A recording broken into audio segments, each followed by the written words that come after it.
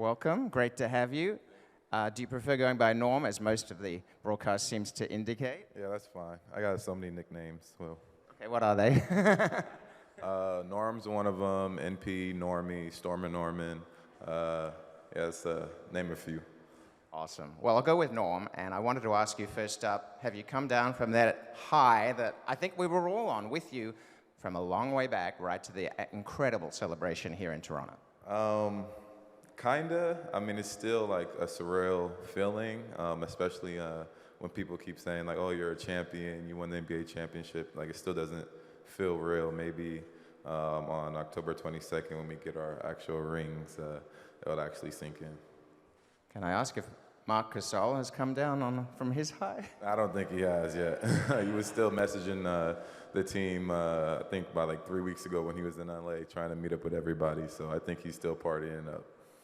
We had General Manager Masai Ujiri here. He was a few years back, before people really had considered the Toronto Raptors as champions. And you know, he had a really clear vision for your team.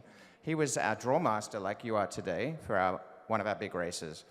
I just want to ask you, since you've been with the team, how long back did you kind of get a sense that you could become, Toronto Raptors could become the NBA championship?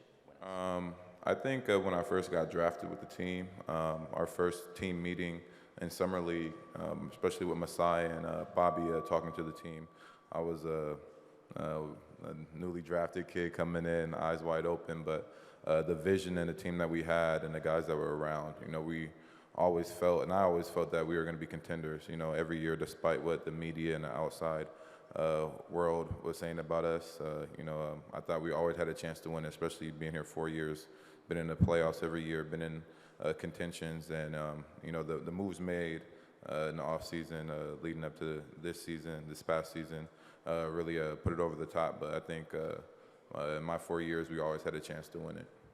You know, there were some incredible moments. I think a lot of people were doubting you. The Philly game was incredible. The Philly series ending.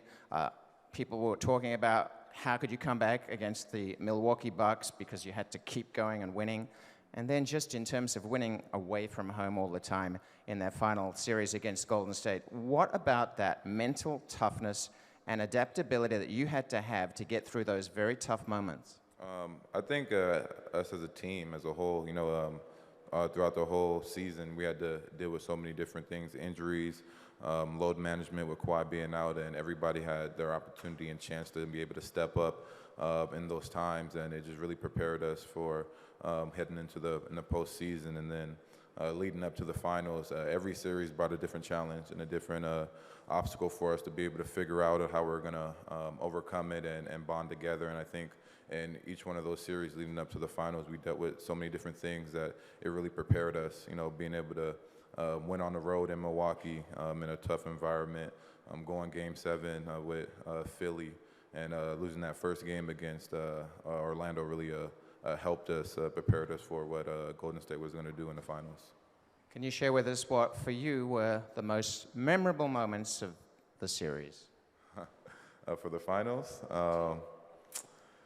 Man, that's tough. I feel like the playoffs as a whole is the most memorable thing for me. I've never been part of a team like that. The run we went on, everybody having their moments in the different series and the different games, really contributing to getting the championship and bringing it to Toronto and this country of Canada for the first time. I think there's not one moment I can really single out. I think everything that happened for a reason. It was perfect timing for us, and I think that whole run is the most memorable thing for me. So I read that your uncle was a pretty big influence in you getting into basketball. You have two older sisters, and I'm sure that your family was a big influence from back in San Diego. For sure. From the start, my mom and my uncle did a great job of being positive role models for me, showing me what it took and what it takes to be successful, and being focused, and the hard work and the commitment it takes in achieving your dreams and goals, especially my mom.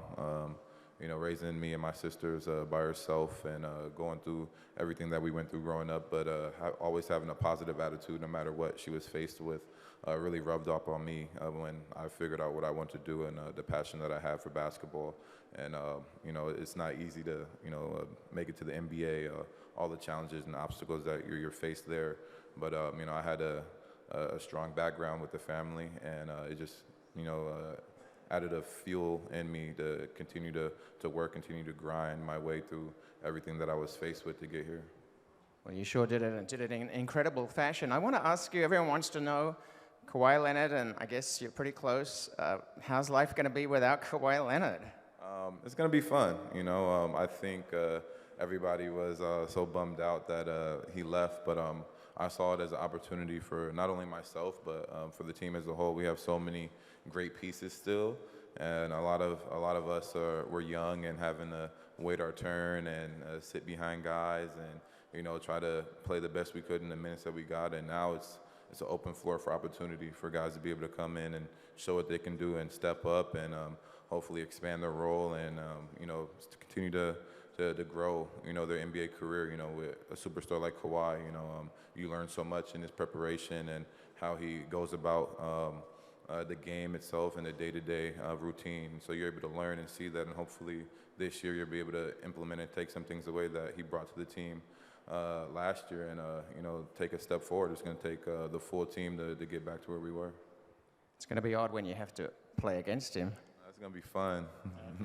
It's going to be fun. I can't wait. Oh, we're gonna have fun. I want to ask you to finish the sentence. My typical breakfast in the morning is French toast, eggs, turkey, bacon, hash browns. I don't know if we got enough food here today. Wow. Okay, if there was one rule in the NBA that you would like to change, what would that be? The traveling. What about what made the NBA title so special for me personally was? The fact that I was able to share it with my family. What is the thing you most like about Canada? The culture. And, okay, I want to talk about the Drake effect. What does the Drake effect mean to Norm Powell? I think it means everything. I'm going to have a longer sentence. Growing up, I was a big Drake fan in all his earlier Degrassi moments. So to be able to be a part of that and see that and see the effect that he has on the team and, the outside world, people being so upset with his personality, it was a lot of fun. Okay, well, speaking of the Drake effect, you absolutely do like music, right? Yes. Okay. Are you ready for this? I think you are. Hang on one sec. I've been practicing. When I say these words, what happens next? Here we go. 1, 2, 3. No sunshine in the morning. No paper at my door.